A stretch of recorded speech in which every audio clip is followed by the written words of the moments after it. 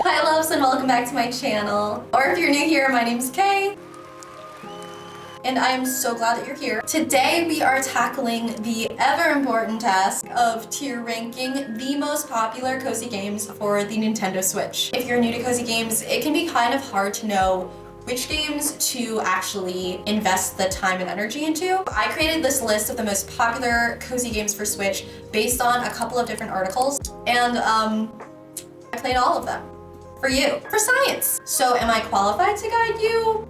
That's for you to decide. These are kind of just like my opinions based on playing through a lot of these games. But before we dive in, let's talk about what makes a cozy game. I think there are a lot of opinions out there. I would say it's mostly subjective. Some of my friends consider Fortnite to be a cozy game, whereas I feel like my heart rate just like skyrockets during that game. So that's definitely not my kind of cozy game. Some people think it's more about the environment that you create. Like whatever game that you are playing, as long as the vibes are cozy, then it's a cozy game. For this specific video, we're gonna use some of those articles' definitions of a cozy game, which is kind of just like a chill, mindless, comforting kind of game. Something that like evokes feelings of warmth. So let's get into how we are going to be ranking all of these. Here is our criteria. First, we have God tier. That's like basically perfect. Like there is not a game that could surpass it. It's life-changing. And then we have really good. That's more like I really loved it and I think that you would too. Next up is liked it. Liked it is like, you know, it was fun, but it's not groundbreaking and maybe I wouldn't really play it again kind of thing. And then lastly is not my fave, which is more just like, personally wasn't a big fan of it, probably wouldn't try to play it again, maybe didn't even finish it, sort of thing. But let's get on into it. Let's see what you guys think. So without further ado, let's get started.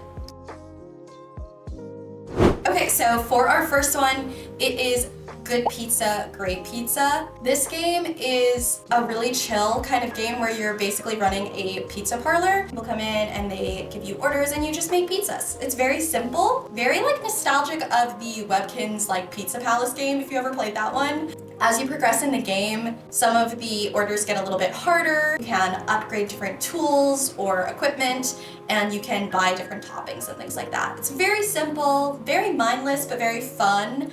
That being said, I'm not very good at it because some of the orders are like riddles and I think I know what they want and it is not what they want. So it's honestly just like a fun time, and you can get it on a lot of different devices, but I would say I think playing it on the Switch is the most fun for me. So for that rating, I would say that, yeah, I liked it, definitely. Okay, number 2 is Animal Crossing New Horizons. In Animal Crossing, you move to an island and you create this beautiful island and you attract new villagers. And it's like basically just like a sim. You can do some like fishing, you can do all sorts of things. Y'all, I like Animal Crossing as a whole. Here's the thing, it's so pretty, it's very creative. Like, I like the villagers, I like the idea behind it. I liked playing it on the Wii way back when. But at least for this version, for the Switch, the pacing is really off to me. So it basically goes in real time. So while you're playing the game, it is the time in the game as it is in real life. I feel like I made that really confusing, but it goes based off real time. So if you're like me and you play a lot of games at night at like 10 p.m., the stores in the game are closed.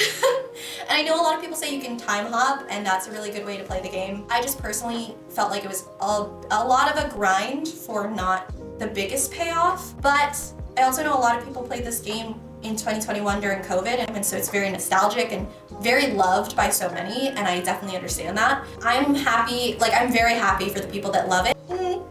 For me, it's not my fave. I can like feel the collective side eye. I'm so sorry. Number 3 is unpacking.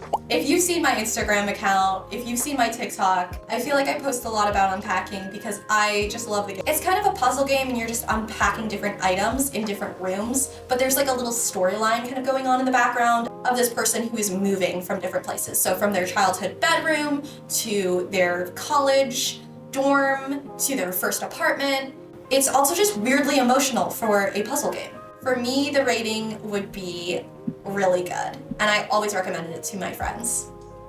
Up next is Strange Horticulture. This game is cute, but it's also like a little bit spooky. It's all about running an apothecary and solving plant-based mysteries. It's fun for a bit, for sure. I like the idea behind it, but I definitely didn't feel like it had a lot of depth, and it is a point and click game, so that makes sense. It's just not my fave.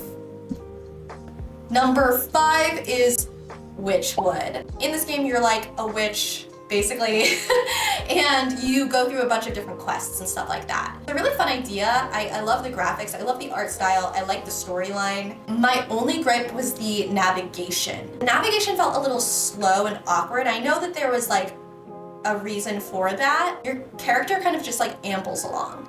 And as someone who's like an extremely impatient person, I'm so impatient, it's bad. And I know that about myself, and I am working on it, I promise you.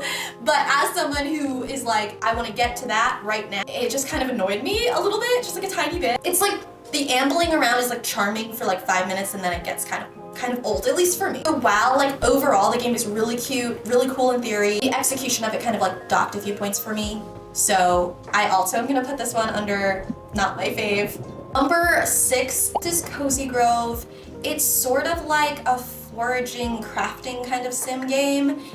And it is what you would think it is. With a name like Cozy Grove, it is so cozy, it is so cute, the art style is so fun, and it's one of those games where you can kind of just do a little bit every day and you know that ahead of time. Like, it's not one where you're grinding for hours on it every day. Think of it as like Animal Crossing, but like more bite-sized.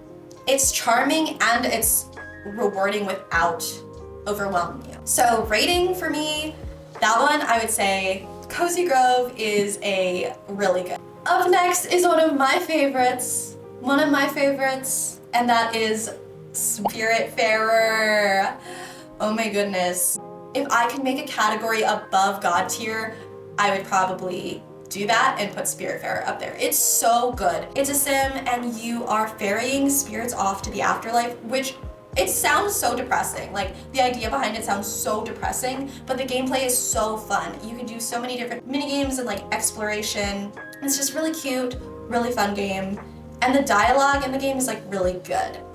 Just the way they wrote the characters, it's just really sweet, really beautiful. And it does make me ugly cry. Like, it's one of those games where it's emotional.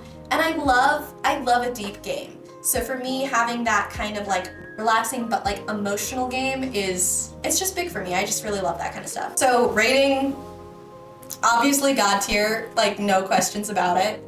It's so good. And I tell everyone to play it, but I also kind of give that warning of like, it's definitely not like a happy game. Like, up next is A Short Hike. In this game, you're just like a little bird and you're just on a little journey. And I'm pretty sure you're just trying to find Wi-Fi. Like, it's just a simple concept, and it's got kind of an autumnal environment. It's really adorable and really beautiful. A lot of it is just kind of exploration. You're just running around. You're just a little guy. It's just like, it's a tiny game with like a big heart kind of thing. Every second of playing it just like feels joyful. Like, it's just a sweet fun time. I highly recommend it, but it's also not one that I play constantly. So because of that, I would put it under really good. Up next is Disney Dreamlight Valley. So this was one of my first games that I got into. It is a farming life sim, but it has a Disney character twist. So you've come to this valley and you're kind of bringing back all these Disney characters and setting up their homes and setting up this space. There's lots of farming, fishing, all that kind of fun stuff. Everything that you really want in like a farming sim, essentially. It's like if Stardew and Disney had a baby. Like, Disney like looked at the farming sims everyone loves and they were like, let's throw Mickey Mouse in there. And they killed it. They also have a lot of updates with this game, which kind of keeps it feeling fresh. So I personally really enjoy that. I love knowing there are more quests to do. There's always new characters coming.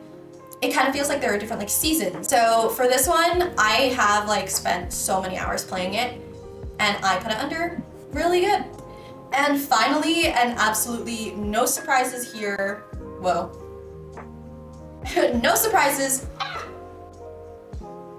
Stardew Valley. This one is a classic. When you think of a cozy game, I feel like you think of Stardew Valley. So overall, it's a farming sim, and you're just a new farmer, and your grandpa left a farm to you, and you get to meet a bunch of villagers in the valley. You farm, you mine, you fish, It's pretty simple. You can kind of make it as complex or as chill as you want it to be. But I know a lot of people don't like the pixel art style, and I have to say, that's why I didn't play it for so long. I was playing Disney Dreamlight Valley for a really long time. I was even playing Animal Crossing, but I would not pick up Stardew because of the art style. I didn't grow up playing pixel art style games, so that was new to me, and I just didn't think it was gonna feel very immersive, so I didn't really try it. Another reason people don't really like it is because it feels like a grind, or they're really stressed the whole time. And I also understand that. Instructions are not very clear at the beginning, so it can feel very overwhelming and confusing, and I definitely agree with that.